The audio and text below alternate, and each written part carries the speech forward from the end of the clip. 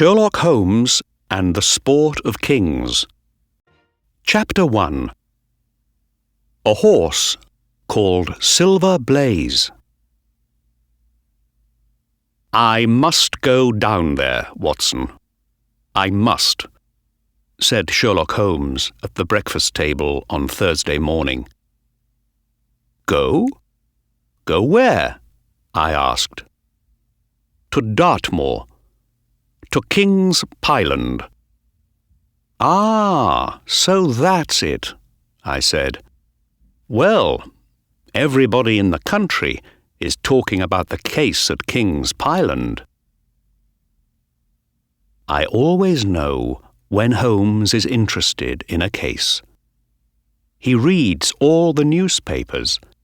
He walks up and down the room, and does not speak for hours. He did all those things yesterday. He did not answer any of my questions, but I knew that it was the mystery at King's Pyland.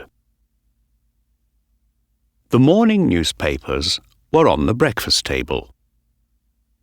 "What is happening at King's Pyland? Where is Silver Blaze?" they asked. "Who killed John Straker? What are the police doing? Can they find the horse before the big race next week?" Silver Blaze was a famous racehorse, and John Straker was his trainer.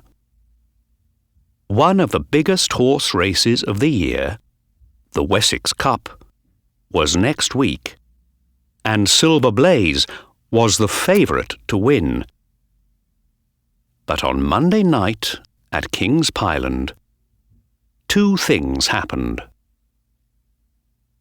Someone killed John Straker, and Silver Blaze disappeared.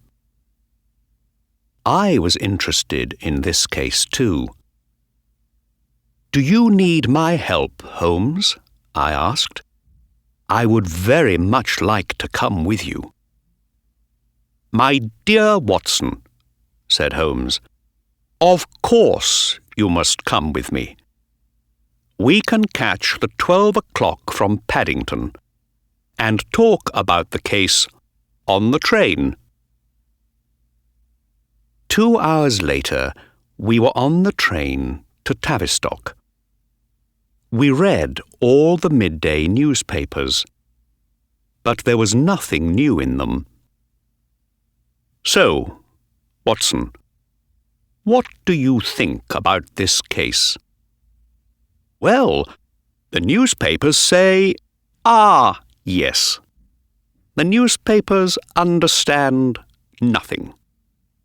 One day they say one thing, the next day they say another. But we must look at the case more carefully. What did happen on Monday night at King's Pyland? And what did not happen? That's an important question too. Do the police have any answers?" I asked. "No," said Holmes. "On Wednesday morning I had 2 letters.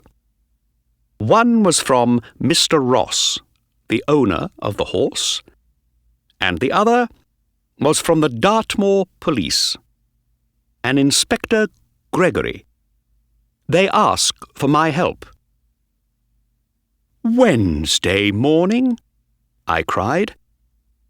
"But this is Thursday morning. Why didn't you go down yesterday?" "Because it was an easy case. You can't hide a famous horse for long, I thought." "Where can you hide a horse on Dartmoor? There are no buildings, no trees." But I was wrong, Watson.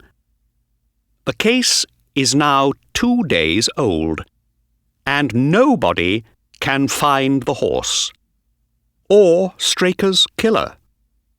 So, here we are, on the train to Tavistock. And what do you think about it all? I said. Well, Watson, let's look at the case. First, we have a racehorse, Silver Blaze, only 5 years old, but already a winner in many big races. His owner, Mr. Ross, is a happy man and rich. The racegoers are happy too. Silver Blaze nearly always wins his races, and so people put big bets on him to win. And when the favourite wins the race, a lot of people make money on their bets. But what happens when the favourite doesn't win, Watson? What then? A lot of people lose their money, of course, I said. And people with big bets on a different horse can make much more money when that other horse wins. Right, Watson. So, perhaps some people are very interested in Silver Blaze not running in the Wessex Cup. Of course, Mr. Ross and his trainer, John Straker, know that, and they watch the horse very carefully. Now, let's look at the people and the place. The trainer, John Straker, a good man and wonderful with horses, worked for Mr. Ross for 12 years. There are 4 horses in the training stables and 3 boys working for Straker. One of them sits up all night with the horses, and the other 2 sleep in a room over the stables. We know nothing bad about any of the boys. Straker has a wife, no children, and lived, in a house about 200 metres from the stables. The town of Tavistock is 2 kilometres to the west, and about 2 kilometres to the east there is Capleton, another training stables.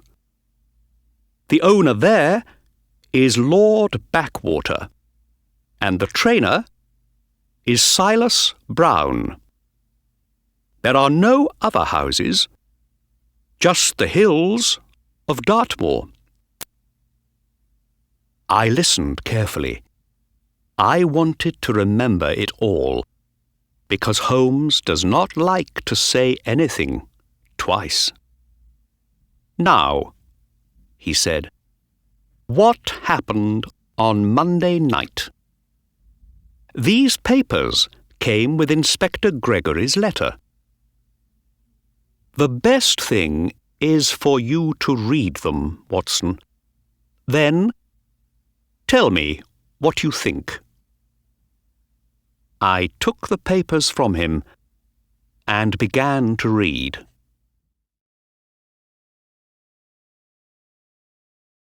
Chapter 2. Monday night at King's Pyland. On Monday evening, Straker locked the stables at 9 o'clock, the usual time. 2 of the boys then walked up to the trainer's house for their dinner. But the 3rd boy, Ned Hunter, stayed in the stables to watch the horses. At 9:05, the Straker servant, a girl called Edith Baxter, carried Ned Hunter's dinner down to the stables. The dinner that night was a hot meat curry. Edith was nearly at the stables when a man called out to her. He came up to her, and she saw a tall man in a grey suit and a hat, and a red and black scarf. He carried a big walking stick, and Edith felt afraid of him.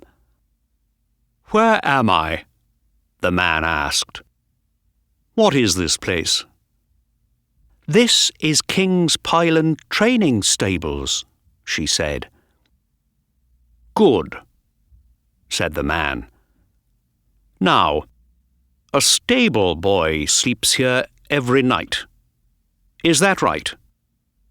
And I think you're taking his dinner to him now." He took an envelope out of his pocket. "Please, give the boy this, and you can have some money for a beautiful new dress." Edith did not take the envelope. She ran past the man to the stables and up to a small open window. She always put the boy's dinner through this window, and Ned Hunter was there, ready to take it. "Oh, Ned!" Edith cried. But before she could say any more, the stranger came up behind her. "Good evening," he said through the window to the boy. "I want to talk to you." "Who are you? What do you want?" Ned Hunter said. "I want to make you rich, boy," the stranger said. "You help me, and I help you. You have 2 horses in for the Wessex Cup, Silver Blaze and Bayard. I hear that Bayard is the better horse, and that you stable boys are putting your bets on him to win. Am I right?" "I'm not saying anything," cried Ned Hunter. "We don't talk about our horses at King's Pyland, so get out. I'm getting the dog now." Ned ran across the stables to get the dog, and Edith began to run back to the house. But she looked back after about 30 metres and saw the man at the little window with his head and one arm inside the room. Edith ran on, and a minute later Ned came out of the building and locked the door behind him. He ran all round the stables with the dog, but the man was gone. Ned Hunter told the trainer and the other boys about the stranger. But no one saw him again. The next thing happened at 1 o'clock in the morning, when John Straker got out of bed. "What's the matter?" said his wife. "Where are you going?" "To the stables," Straker said. "I can't stop thinking about that stranger. I just want to have a look around." "But it's raining. Wait until the rain stops," she said. No, Straker said. "I want to go now." He left the house, and Mrs. Straker went back to sleep. At 7 in the morning, she woke up, but her husband was not there. She quickly got up, called the servant, Edith, and they ran down to the stables. They found the stables unlocked. Straker was not there, and inside, on a chair, Ned Hunter slept like a dead man. Silver Blaze was gone, and his stable door was open. They called the other two boys from the room over the stables. They were good sleepers and heard nothing in the night. Nobody could wake Ned Hunter, so the two women and the boys ran out to look for the trainer and the horse. 500 meters from the stables, they saw Straker's coat on a small tree. Down the hill, just past the tree, they found the trainer. He was dead. There was a long cut in his leg, and his head was broken in 3 places. In his right hand, he had a small knife with blood all over it, and in his left hand, he had a red and black scarf.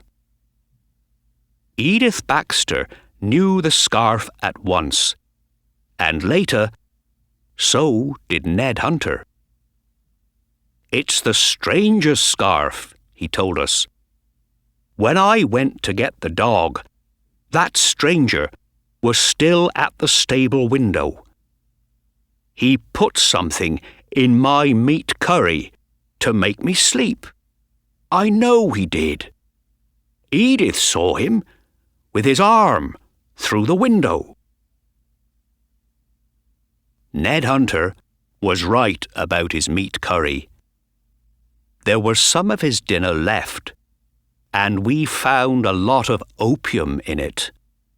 That's why Ned slept like a dead man. What about the horse? We found his tracks in the mud, next to Straker's dead body. But what happened then? Someone hit Straker on the head and killed him. Did that person take the horse away? Did the horse run away? Everybody on Dartmoor is looking for Silver Blaze, but there is no news of him.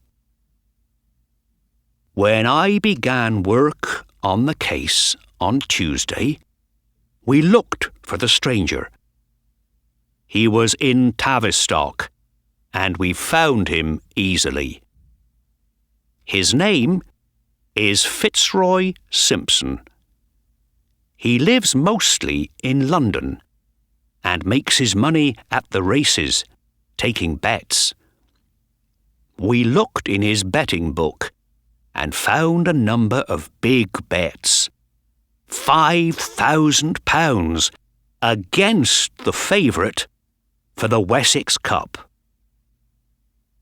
These were his answers to my questions. Why did you come down to Dartmoor? I'm a betting man, Inspector. I need to know about the horses for the Wessex Cup. Silver Blaze, Bayard, and Desborough, the horse at Silas Brown's stables. He's the second favourite for the race, you see. Did you go to the King's Pyland stables late on Monday evening? Yes, I did. I just wanted to ask the stable boys some questions. They know the horses better than anyone. And is this your scarf? Yes. Yes, it is. And how did it get into the dead man's hand, Mr. Simpson? Can you tell us that? I don't know, Inspector. I don't know. I never saw the man. I lost my scarf in the dark. It wasn't me, Inspector. It wasn't me. We asked many more questions, but Fitzroy Simpson did not change his story. He was out at King's Pyland that night. His suit was still wet from the rain, and his big walking stick could break a man's head open. But there were no cuts on his body. So where did the blood on Straker's knife come from? And where is the horse?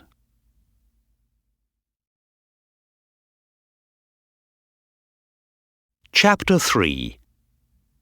John Straker's Pockets. Very interesting, I said. I gave the papers back to Holmes, and he put them away. So, Watson, what can you tell me? He asked. I thought for a minute. This cut on Straker's leg. Perhaps he did it with his own knife. When something hits you very hard on the head, and you have a knife in your hand, it can happen, you know. Very good, Watson. And that's bad news for Fitzroy Simpson. So, did Simpson do it, do you think? I said. Perhaps, said Holmes. Let's look at it. Simpson puts opium in the boy's dinner. He goes away and comes back later in the night. He gets into the stables, takes the horse out, and leaves. But the trainer arrives at that moment, sees him, and follows him.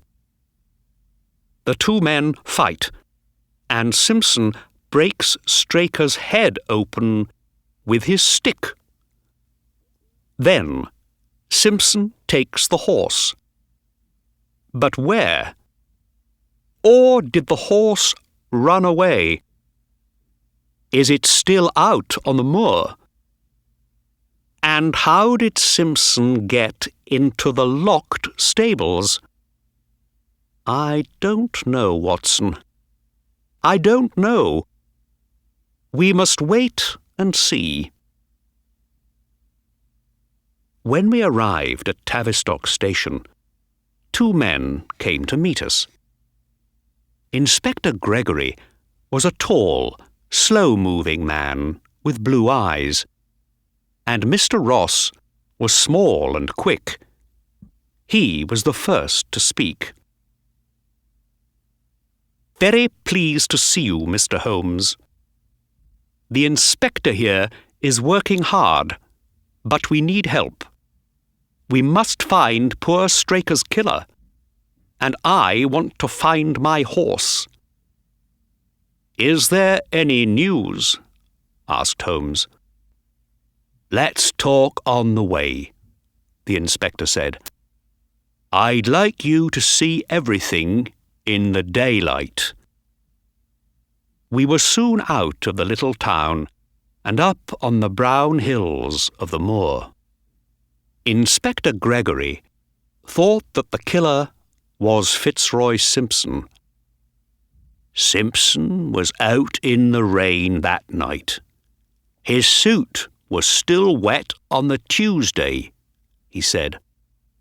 He had a big stick, and his scarf was in the dead man's hand.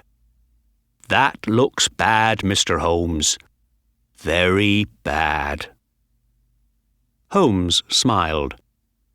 You need more than that, Inspector. The servant, Edith, spoke of an envelope. Did Simpson say anything about that? Yes. He said it had money in it. A £10 note for the stable boy.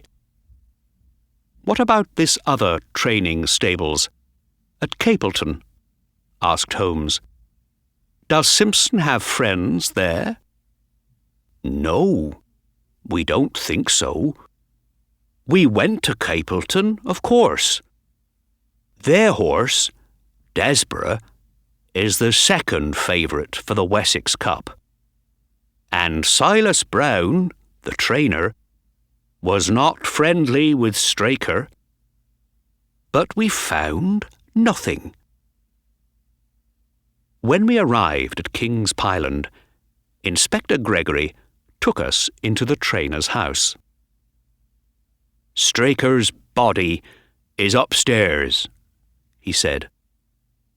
"But we have here the things from his pockets and from the ground next to his body. Would you like to see them, Mr. Holmes?" "Very much," said Holmes. We went into the front room, and the inspector opened a box and put things on a table. There was a box of matches, a small piece of candle, some money, a watch, some papers, and a small, thin knife. "This is a strange knife," Holmes said. He looked at it carefully and then gave it to me. "What is it, Watson?" "It's an eye knife," I said. "Doctors use these when they cut into an eye. You don't usually see them outside a hospital." Said Holmes. "So why did Straker take this knife? It's no good for fighting." "His wife says it was in the bedroom for some days," said Inspector Gregory. "Perhaps he just took it because it was there, on the table." "Perhaps," said Holmes. "What about these papers?" "One is a letter from Mr. Ross. The others are bills," the inspector said. "3 of them are bills for the horse's food, and this one is a bill from a dressmaker in London for a Mr. William Derbyshire. He was a friend of Straker's, his wife tells us. His letters sometimes came here, and Straker sent them on." "Mrs. William Derbyshire is an expensive lady," said Holmes, looking at the bill. £25 is a lot of money for just one dress and one hat. He put the bill down and moved to the window. "Inspector, can we go out on the moor now, before the light begins to go?" We left the room, and at the front door we saw a woman. She came up to Inspector Gregory and put her hand on his arm. "Is there any news?" she said. "No, Mrs. Straker. But here is Mr. Holmes, the famous detective from London. We have him to help us now." "I think I met you a month or 2 ago, Mrs. Straker," said Holmes. "Let me see. Yes, it was in Plymouth, at a garden party. Do you remember?" "No, sir. That wasn't me." "But I remember so well. You had a blue dress and a dark blue hat with white flowers on it." "I don't have a hat with flowers on it, sir," Mrs. Straker said. Well, I am wrong, then. I am so sorry." And with that, Holmes followed the inspector outside. The 4 of us then walked past the stables and up onto the moor. After 10 minutes, Inspector Gregory stopped. "Here we are," he said. "Straker's body was just down there. His coat was here, on this small tree. On the tree, not on the ground? Holmes asked. Oh, no. It was on the tree, carefully away from the mud on the ground. Interesting, said Holmes. Now, I must look at the mud down there. Ah, said Inspector Gregory. And to help you, I have here in this bag one of Straker's shoes, one of Fitzroy Simpson's shoes, and one of Silver Blaze's horseshoes. My dear Inspector, well done. Holmes was very pleased. You think of everything. For some minutes, Holmes looked carefully at the ground, his eyes only centimetres away from the mud. Hello, he said suddenly. What's this? From out of the mud, he took a match, or a small piece of one. Now, why didn't I find that? Said the inspector. I knew it was there, you see, said Holmes. You knew? But how could you know that? Holmes smiled, but did not answer.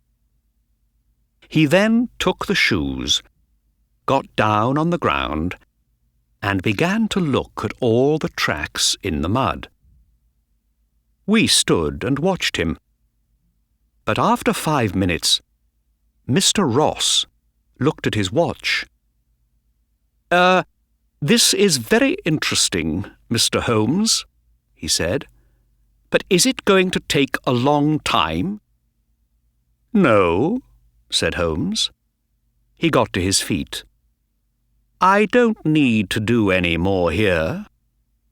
Watson and I are going to take a little walk across the moor now, with the horseshoe.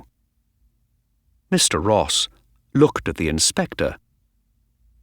Can we go back to the house and talk? I must take Silver Blaze's name out of the Wessex Cup race, and do it today, I think. Don't do that, cried Holmes. No, you must leave the horse's name in for the race.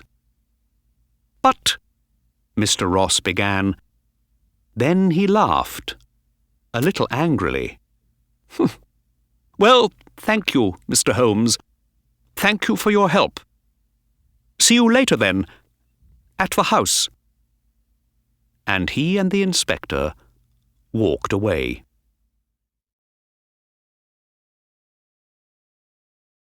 Chapter 4. Looking for a Horse. Holmes and I walked slowly across the moor. In the evening sunlight, the autumn colours on the hills were beautiful. Reds and browns and yellows. But Holmes saw nothing of that.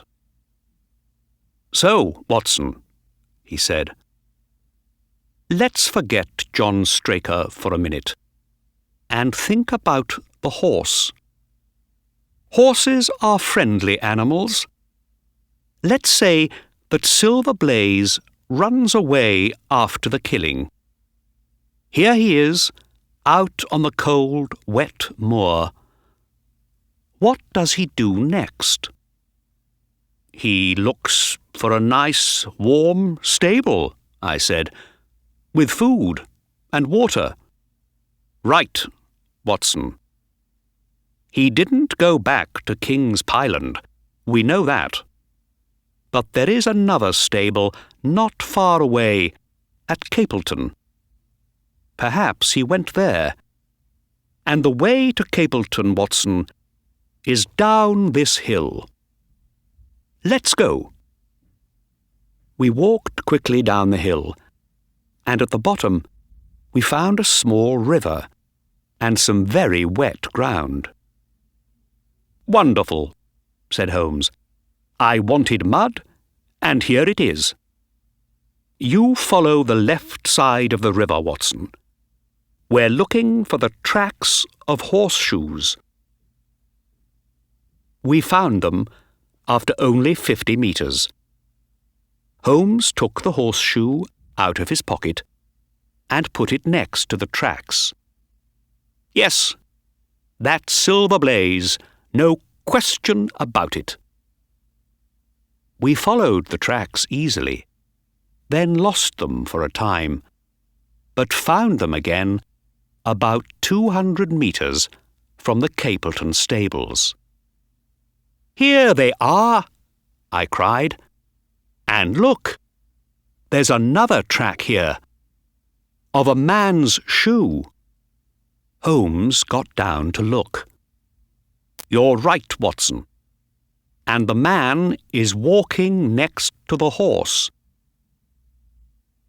We followed the 2 tracks to Capleton stables, and were still 20 metres away when a man came out and called to us.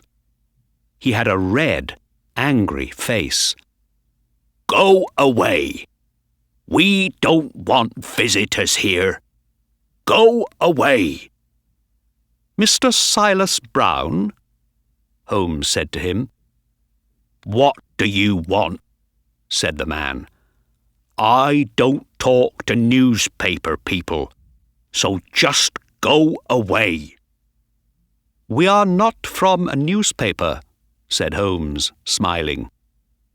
"But you have a horse called Silver Blaze in your stable." "That's not true," Mr. Brown said angrily. "Shall we go in and talk about it?" said Holmes. He did not wait for an answer, but took the man's arm and moved quickly to the gate. He looked back at me and said quietly, "Wait for me here, Watson." 20 minutes later, they came out again. Holmes looked pleased, and Mr. Silas Brown was a different man.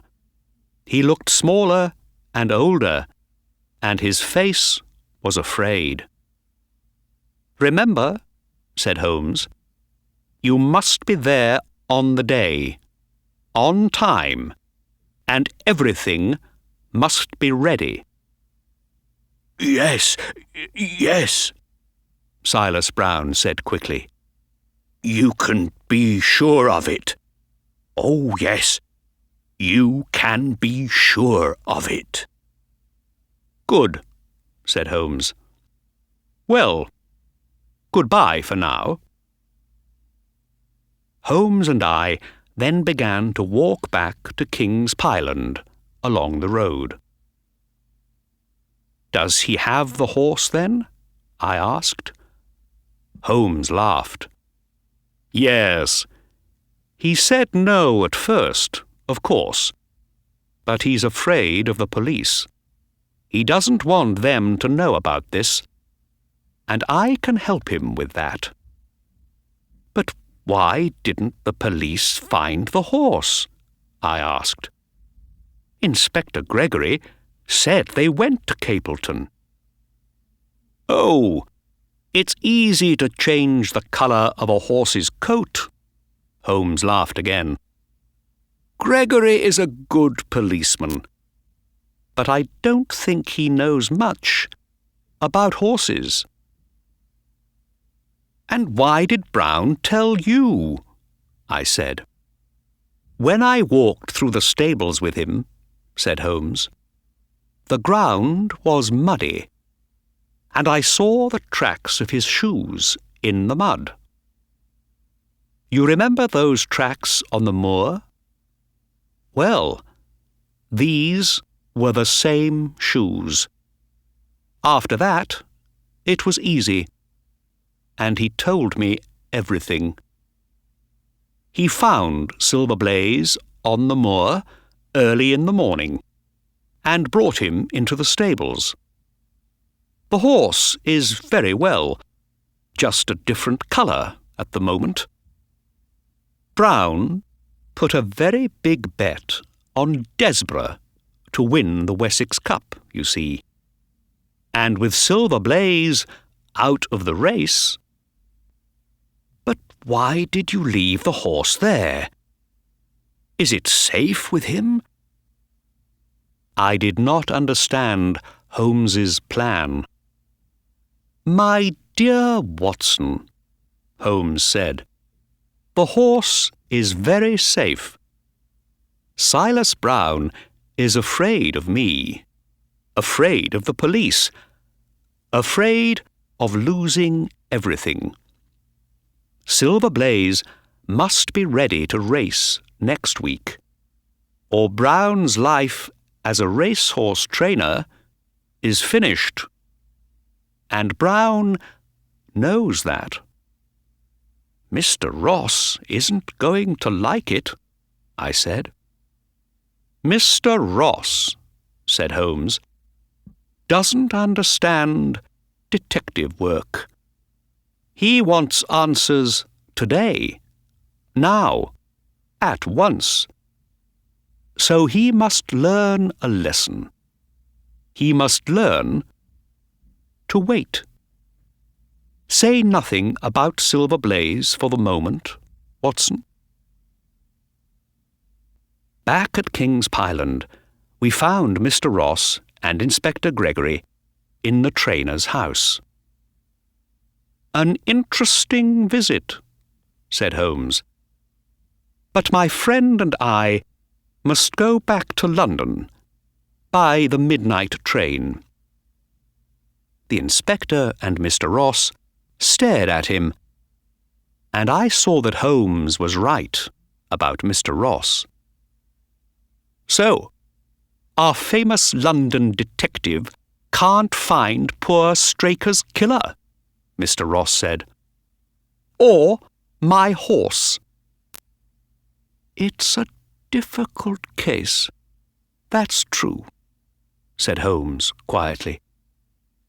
But your horse is going to run in the Wessex Cup next Tuesday. You have my promise on that. A promise is a wonderful thing, said Mr. Ross. But I would like the horse better than a promise. Holmes smiled, then turned to Inspector Gregory. Inspector, can you give me a photograph of Straker? Yes, of course, said the inspector. He took one from an envelope in his pocket and gave it to Holmes. It was now time to go back to Tavistock, and we went outside. One of the stable boys was there, and Holmes suddenly spoke to him. I see you have some sheep here next to the stables, he said. Are they all well? They're all right, sir, said the boy. But 2 or 3 of them are a little lame. They went lame last week. Holmes was very pleased about this. He got into the carriage and said to the inspector, Remember the lame sheep, Gregory? Remember the lame sheep. Mr. Ross was not interested in the sheep, but the inspector stared at Holmes. You think the sheep are important? Oh, yes, said Holmes. Very important. The inspector still stared at him, very interested now. And what other things are important, Mr. Holmes? The strange incident of the dog in the night time. The dog did nothing in the night time. That was the strange incident.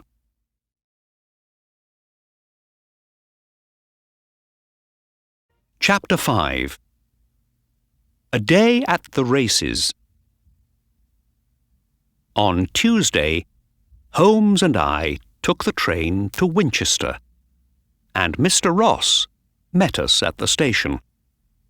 He drove us to the races, but he was not a happy man. "Well, Mr. Holmes," he said coldly, "do you have news of my horse?" Holmes smiled. "He's safe and well, I'm sure. How is the betting for the Wessex Cup?" "Very strange," said Mr. Ross. "Yesterday, Silver Blaze was 15-1, but today he's the favourite at 3-1. Why, I don't know." "Ah," said Holmes. "Somebody knows something." We arrived only minutes before the beginning of the Wessex Cup race. This was Holmes's plan, I think. Mr. Ross had no time to ask questions. There were 6 horses running in the race, and Silver Blaze's name was there at number 4. The horses began to come out for the race, and Mr. Ross got very excited. "Where is he? I can't see him," he cried. "There are 2 more horses to come out," I said. "And look, there's number 4 now, in racing colours of red and blue. Those are your colours, Mr. Ross." And there was Silver Blaze, a big brown horse with a white nose. He came past us, looking strong and well, and ready for anything. "Holmes," cried Mr. Ross, "I was wrong about you. I'm sorry." "But why? How?" "Shh," said Holmes. "Watch." "Yes, they're off." It was a good race, fast and exciting. After the first minute, a horse with yellow racing colours came to the front and stayed there. "That's Desborough, from the Capleton stables," said Holmes.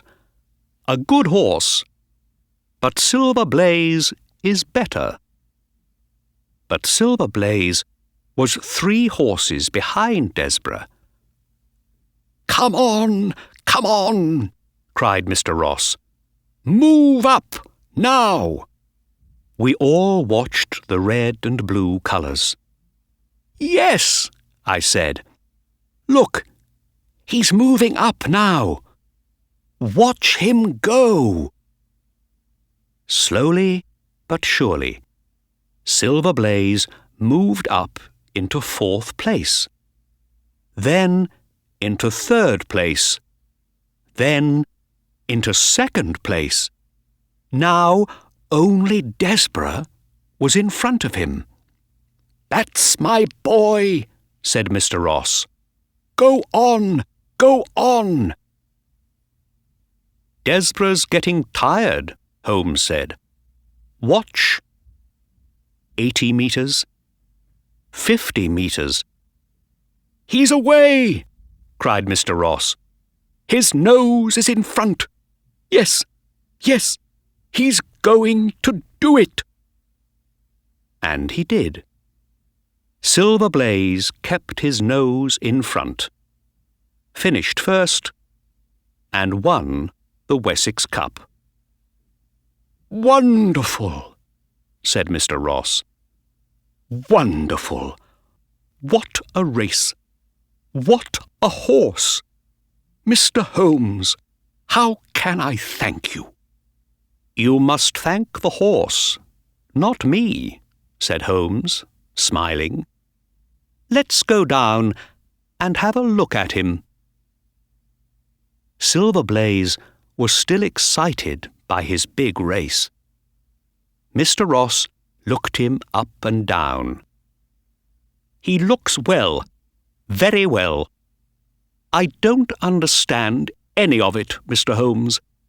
How did you do it? Where did you find him? And perhaps you now have John Straker's killer too. Do you?" "Yes," said Holmes quietly. "Yes, I have him too." Mr. Ross and I stared at him. "You have him?" Mr. Ross said. "Where is he?" "He is here." "Here? Where?" "Here with me now, at this moment." Mr. Ross's face began to go red. "What are you saying, Mr. Holmes?" he said angrily. "Are you saying—" Sherlock Holmes laughed. "No, no, Mr. Ross. Not you. The killer is standing behind us." He turned and put his hand on Silver Blaze's back. "The horse?" cried Mr. Ross. "The horse?" I said. "Yes, the horse," said Holmes. "But don't be angry with him. You can hear all about the mystery, but later, please. I have a little bet on a horse in the next race, and I would like to see it win."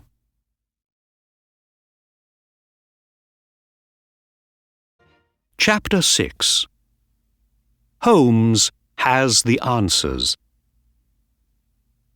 On the train back to London, Holmes told us the story behind the mystery, and the time went very quickly. "Before we went down to King's Pyland," my friend began, "I thought it was Fitzroy Simpson. But when we arrived at the stables, I suddenly remembered the hot meat curry. Why didn't I think of it before? That, you see, was the beginning." "The meat curry?" said Mr. Ross, thinking about it. How did the meat curry help you?" "Do you know the taste of opium?" Holmes said. "No? Well, it's not a very strong taste, but it's there. You can taste it in most food, but not in curry. Curry has a very strong taste, stronger than opium. So the killer says, 'I need a night when the dinner is a meat curry.' Then Ned Hunter can eat his dinner happily without the taste of opium and go to sleep." But did Fitzroy Simpson know that curry was the dinner on Monday night? Of course not. How could he? He didn't make the dinner. He was a stranger at King's Pyland. He knew nobody in the trainer's house. So, we forget Simpson and think again. Who knew about the curry before dinner on that Monday night? "John Straker and his wife," I said. "And the servant." "Right, Watson." And so on to the next question. About the dog. We know there was a dog in the stables that night because Ned Hunter took the dog out when Simpson was there.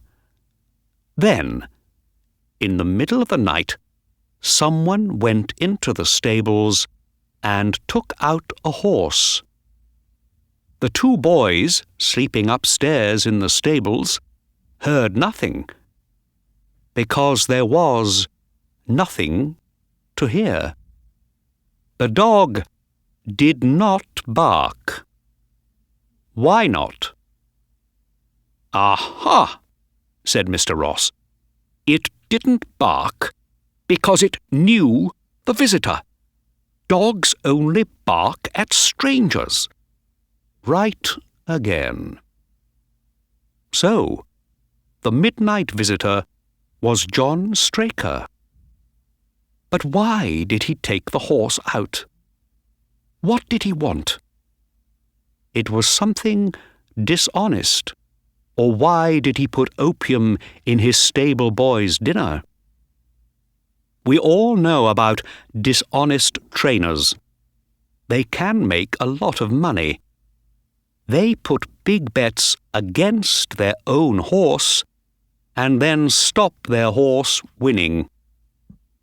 But how? What was Straker's plan here? Perhaps the answer was in his pockets, I thought. And so it was. You remember the strange knife?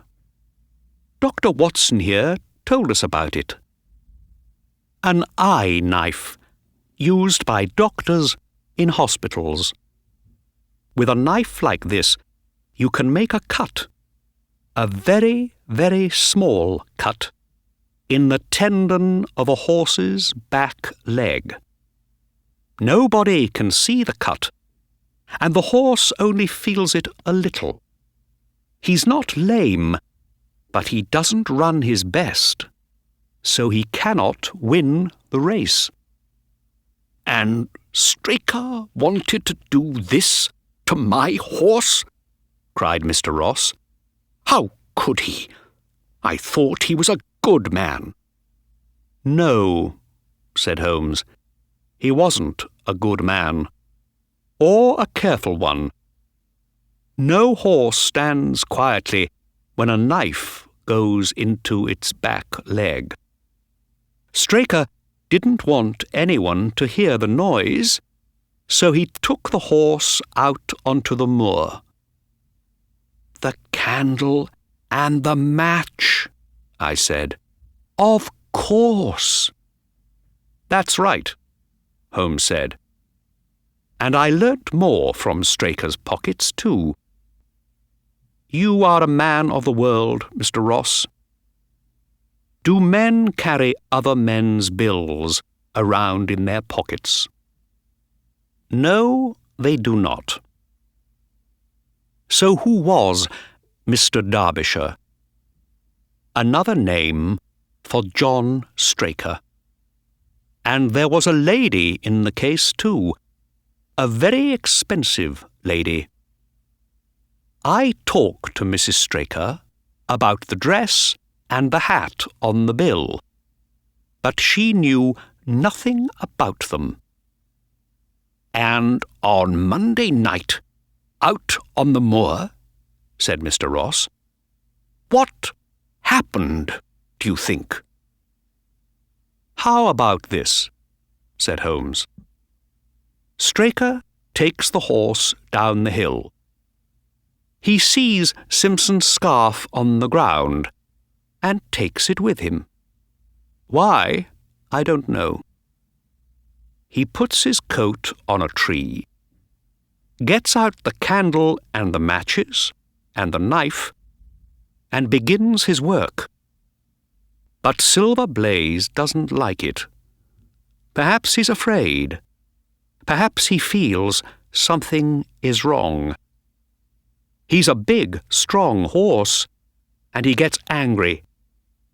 He kicks out with his back legs, and the horseshoes hit Straker on the head. Straker goes down into the mud, and the knife in his hand goes into his own leg. The horse disappears into the night. "Wonderful," Mr. Ross said. "You tell it very well, Mr. Holmes. I see it all now." "And the sheep?" I asked. "What about the sheep? You told Inspector Gregory that they were important." "Ah, yes, Watson, the sheep." Holmes smiled. "And they were important. It's not easy to make a very small cut in an animal's tendon, and Straker did not want to get it wrong. He needed to practice first. But what on? There were his own sheep, right in front of him. "And where did you go in London, the day after we got back?" I asked. "Was it to that dressmaker on the bill for Mr. Derbyshire?" "Very good, Watson," Holmes laughed. "Yes, I had a photograph of Straker, and the dressmaker knew him at once.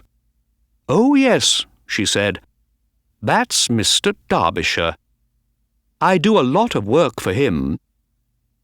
Mrs. Derbyshire is a very beautiful lady, and she likes expensive dresses.'" Holmes laughed again. "It's an old, old story. Straker is not the first man with 2 women in his life. He needed more money for the expensive Mrs. Derbyshire, so he thought of this plan with Silver Blaze. And there you have it, Mr. Ross." "Yes, I understand it all now," said Mr. Ross. "And thank you very much, Mr. Holmes. There's just one thing. Where was the horse?" "Ah, yes. The horse was safe and well, and with a friend," said Sherlock Holmes. "I can't tell you who or where, because I made a promise. But here we are, nearly in London. You have the answer to the mystery, Mr. Ross. You are the winner of the Wessex Cup, and the owner of the fastest racehorse in the south of England. What more do you need?"